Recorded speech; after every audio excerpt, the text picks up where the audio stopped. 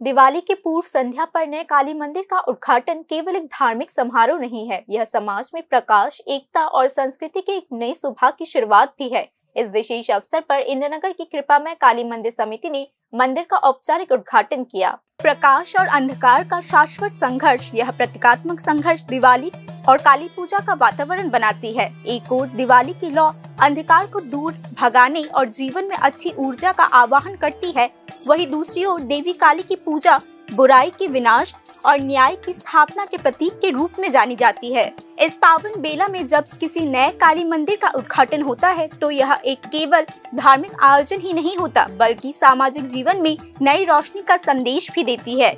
शनिवार को इंद्रनगर ग्राउंड से सटे कृपामय काली मंदिर का विधिवत उद्घाटन किया गया। सुबह से शाम तक भक्तों की भीड़, घंटियों की ध्वनि, पूजा अर्चना की सुगंध और दिवाली की रोशनी से सराबोर वातावरण, ये सब मिलकर एक अलग ही महत्वपूर्ण भावमय दृष्टि का निर्माण करती है।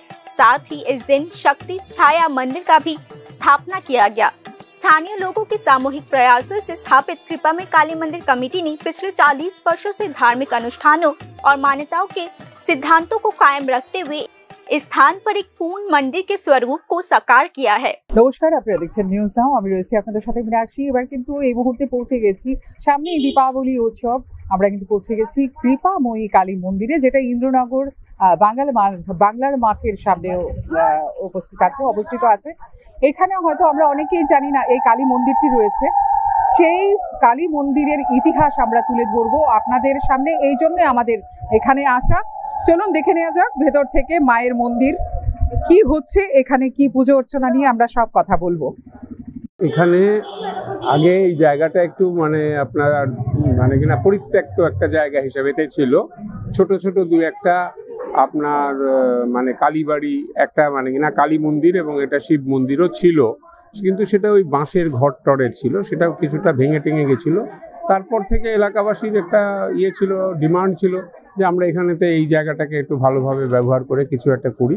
তো তখন থেকে আমি পাড়াতে সবাইকার সঙ্গে কথা টথা বলে, সকলের সাহচর্য নিয়ে এবং অন্যান্য বিভিন্ন জায়গা থেকে আর্থিক সাহায্য যেখান থেকে পাওয়া যাবে, সকলের সঙ্গে কথা বলে ধীরে ধীরে এই মন্দিরটাকে গড়ে উঠেছে।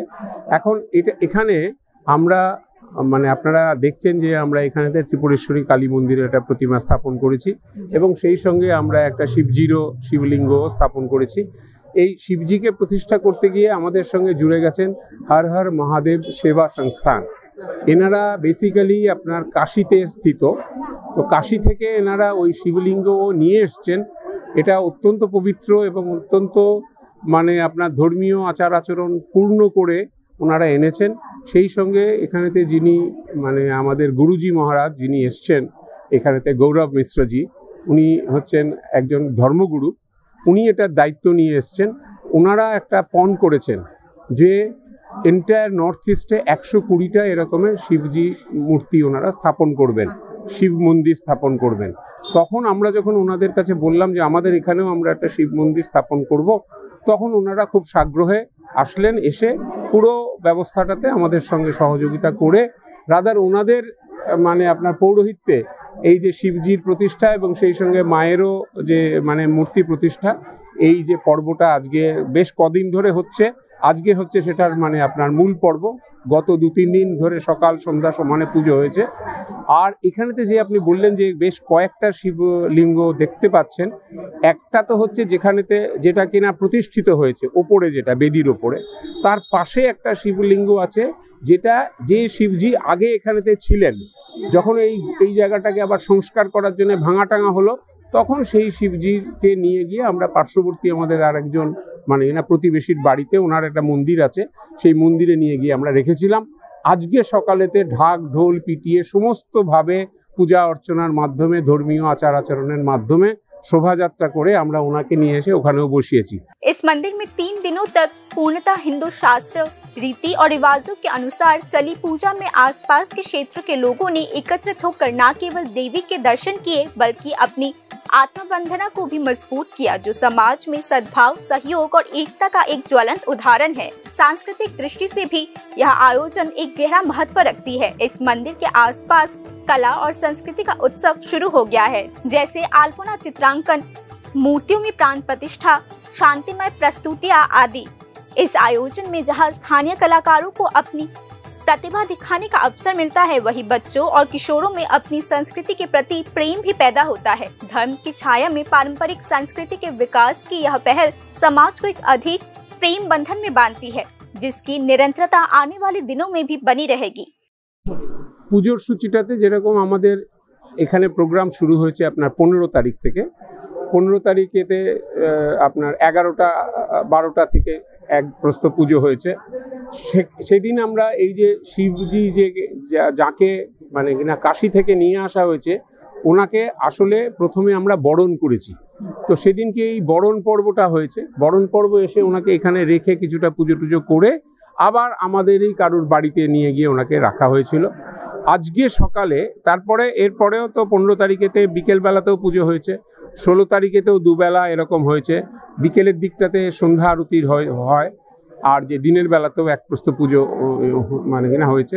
তো সেখানে ওনাদের তরফ থেকে যিনি পুরোহিত আচার্য যিনি এসছেন, উনি খুব সুন্দরভাবে শাস্ত্র মানে না বিভিন্ন মন্ত্রোচ্চারণের মাধ্যমে করেছেন। এছাড়া 17 তারিখেও হয়েছে, আজকে 18 তারিখ। আজকে সারাদিন ব্যাপী পুজো হচ্ছে। সকাল থেকে হচ্ছে প্রথমে হচ্ছে মানে আপনার ভৈরবজির পুজো হয়েছে, হ্যাঁ, তারপরে হয়েছে গণেশজির পুজো, তারপরে তো একাধারে বিভিন্ন সমস্ত দেবদেবীর পুজো হয়েছে। যেসব দেবদেবীরা শিবলিঙ্গতে ওনারাও মানে এখানেতে সমস্ত স্থায়ীভাবে থাকবেন। আর তারপরে আজকে এখন তো দেখছেন একটা মানে কিনা যজ্ঞটজ্ঞ হবে আমাদের এখানেতে, সমস্ত হাবন কুণ্ড এখানে স্থাপন করা হয়েছে। এই যজ্ঞের পরে 1টার সময় 1টা থেকে মানে আপনার মহাপ্রসাদ হবে। আবার বিকেলের দিকে 4টে থেকে 6টার ভেতরেতে কন্যা পূজন হবে। 9-10 বছরের বাচ্চাদের সমস্ত না মেয়েদের বিশেষ করে কন্যা পূজন হবে। তো তাদের সব চরণ ধুইয়ে তাদেরকে পুজো করা হবে তাদের ওখানে।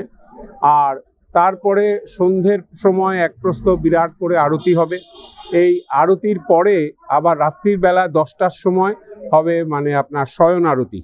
শয়ন আরতি দিয়ে আজকের মতো পুজোটা শেষ হলেও কালকে ভোরবেলায় মানে আজকে রাত্রির হয়ে যখন ভোরটা হবে 2:30 থেকে আবার এক প্রস্ত পুজো হবে। ওই পুজোটা হয়ে 2:30 থেকে প্রায় ভোর 4টে অবধি চলবে। তারপরে গিয়ে এই পর্বটা শেষ হবে। তারপর থেকে আমাদের এখানেতে যেটা প্রোগ্রাম হয়েছে যে আমরা সকাল বিকেল দুবেলাতেই পুজো ইত্যাদি, আমাদের আলাদা করে পুরোহিত আছেন, সেই পুরোহিতকে দিয়ে আমরা দুবেলাতে পুজো চালিয়ে যাব এবং প্রতিদিনই সন্ধ্যার সময় খুব ঘটা করে আমরা এখানেতে সন্ধ্যা আরতি করব। এতক্ষণ আমরা এই মন্দিরের চত্বরেই আছি, মায়ের মন্দিরে, যেখানে শক্তি এবং শিব একসাথে প্রতিষ্ঠিত হয়েছেন। এখানে সাড়ম্বরে পুজো করা হচ্ছে। সেই 15 তারিখ থেকে শুরু হয়েছে এই অনুষ্ঠান সূচি পুজোর। দীপাবলি শেষ অবধি থাকবে এই অনুষ্ঠান।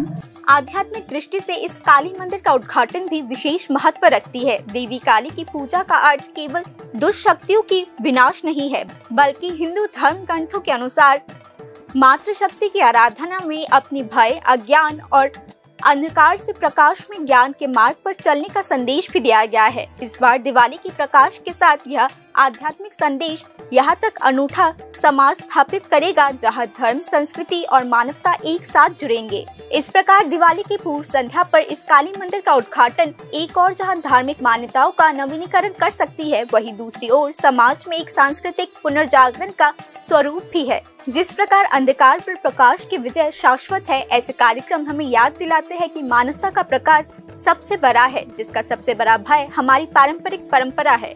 Bureau report, news now.